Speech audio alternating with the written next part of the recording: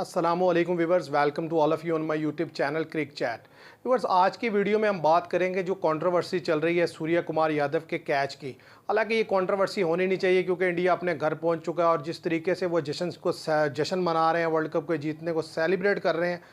Amazing scenes और footages आ रही हैं वहाँ से।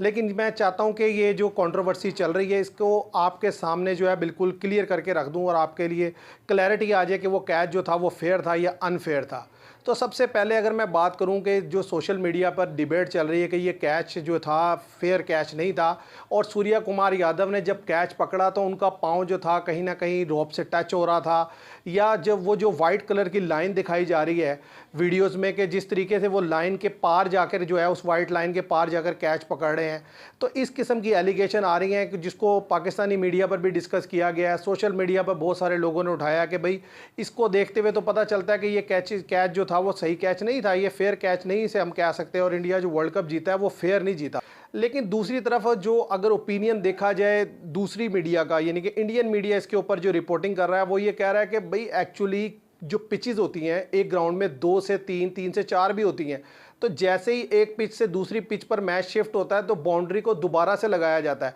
तो वो जो नीचे जो वाइट कलर की लाइन लगाई गई होती है तो सम टाइम वो लाइन बाकी रह जाती है, उसी तरीके की ये भी लाइन बाकी रहेगी। अदरवाइज ऐसा नहीं है कि किसी ने बाउंड्री को पकड़ कर पहले पीछे कर दिया और फिर सूर्य कुमार ने यादव ने उसे कैच कर लिया। मेरा ख्याल है मुझे उनकी ये बात जो है काफ़ी हद तक समझ में भी आती है, लेकिन फिर भी मैं ये समझता हूँ कि ज़ाहिर है वो इंडियन मीडिया है, वो जीते हैं तो वो अपनी टीम को सपोर्ट ही करेंगे। ज़ाहिर है वो ये तो नहीं कहेंगे कि यानी कि ये कैच जो था फेयर नहीं था।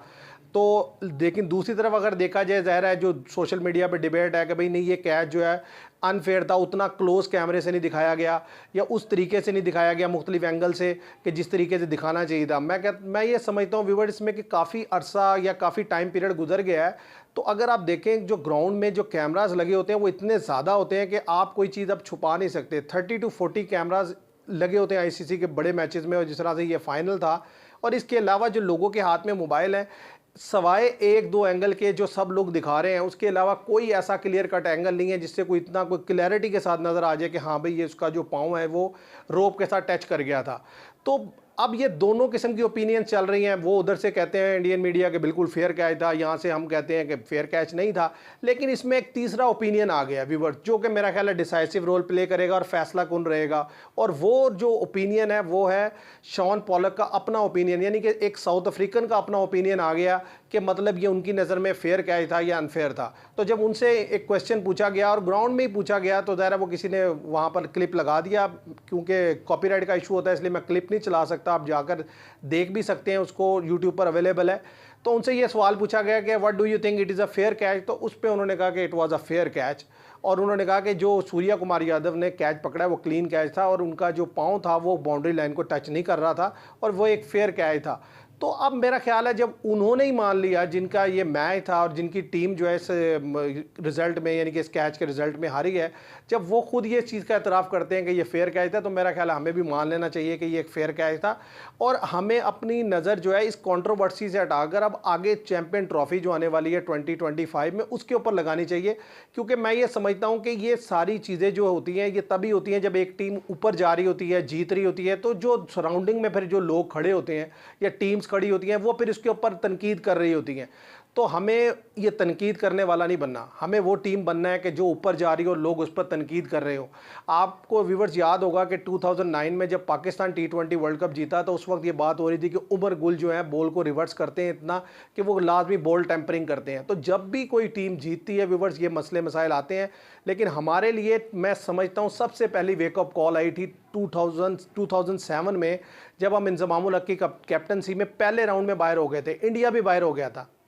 लेकिन इंडिया ने उसे वाकई वेकअप कॉल लिया और उसके बाद उन्होंने अपने डोमेस्टिक स्ट्रक्चर को बदला। जो जो कमियां थी, खामियां थी, उसको उन्होंने इम्प्रूव किया। उनके यहाँ कोई खास फास्ट बॉलर नहीं आते थे, उन्होंने फिर वक्त के साथ साथ आप देखें बड़े बड़े शानदार फास्ट बॉलर भी उनके पास आए। फिर इसी तरीके से उनके बैटर सिर्फ इंडिया में रन्स करते थे, उन्होंने इस तरीके की स्ट्रैटेजीज बनाई। ए टीम उनकी ज़्यादा से ज़्यादा ऑस्ट्रेलिया का, अफ्रीका का टूर करने लगी कि अब उनके लड़के जो है वो ओवरसीज़ में भी रन्स करते हैं। तो हमारे लिए भी वो वेकअप कॉल आई थी, लेकिन हम तब भी नहीं जागे। इसी तरीके की वेकअप कॉल एक दफ़ा फिर आई है 2024 में, जिस तरीके से हमें डिफीट हुई है, कि हम जाग जाएं और उन चीज़ों पर काम कर लें जिन पर काम करना ज़रूरी है। क्योंकि अगर हम अपना डोमेस्टिक स्ट्रक्चर ठीक नहीं करेंगे और उन एरियाज़ में काम नहीं करेंगे जो हमारे वीक हैं, हम इतने 10-15 सालों में अब्दुल रज़ाक के बाद कोई एक फास्ट बॉलर ऑलराउंडर प्रोड्यूस नहीं कर सके। इसी तरीके से सईद अजमल के जाने के बाद हम कोई प्रॉपर ऑफ ब्रेक स्पिनर नहीं ला सके। इसी तरीके से हमारे पास आज तक प्रॉपर ओपनिंग जोड़ी नहीं बन सकी। मिडल ऑर्डर में यूनुस खान, इंजमामुल हक, मोहम्मद यूसुफ के जाने के बाद, मिसबाह हक के जाने के बाद, शुएब मलिक के बाद हमारे पास मिडल ऑर्डर का कोई प्लेयर नहीं आ सका।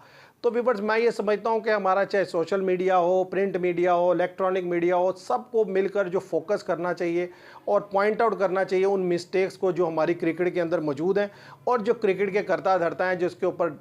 एक्शन लेने वाले हैं, उन्हें चाहिए कि वो एक प्रॉपर क्लियर कट डायरेक्शन दें क्रिकेट के लिए कि इस तरीके से हम अगला जो है अपना लाहे अमल रखेंगे और ये हमारा वे फॉरवर्ड होगा, ताकि जब चैंपियन ट्रॉफी आए तो हम भी वहाँ पर जो है बेहतर परफॉर्मेंस दे सकें और हम भी कह सकें कि पाकिस्तान ने जो है बेहतर परफॉर्मेंस दी और चैंपियन ट्रॉफी जीती, तो फिर हम भी इस तरह का जश्न मना सकें जैसे आज इंडिया जश्न मना रहा है। तो मेरा ये व्यूवर्स इस चीज़ पे पॉइंट ऑफ व्यू यही है कि बजाय ये कि इस कंट्रोवर्सी में फंसे रहें, कभी उस कंट्रोवर्सी में फंसे रहें, कभी हम कहते हैं कि वो अर्शदीप ने बॉल टेम्परिंग की, कभी हम कहते हैं इंडिया जो बॉल इस्तेमाल करता है इसके अंदर चिप लगी हुई है, फिर अब ये है कि ये कैच जो है कैच नहीं था। मेरा ख्याल है इससे निकलकर सिर्फ और सिर्फ फोकस होना चाहिए अपनी क्रिकेट पर, अपनी गेम पर और उसको बेहतर करने पर। अब उसका डोमेस्टिक स्ट्रक्चर कैसे बेहतर करना है,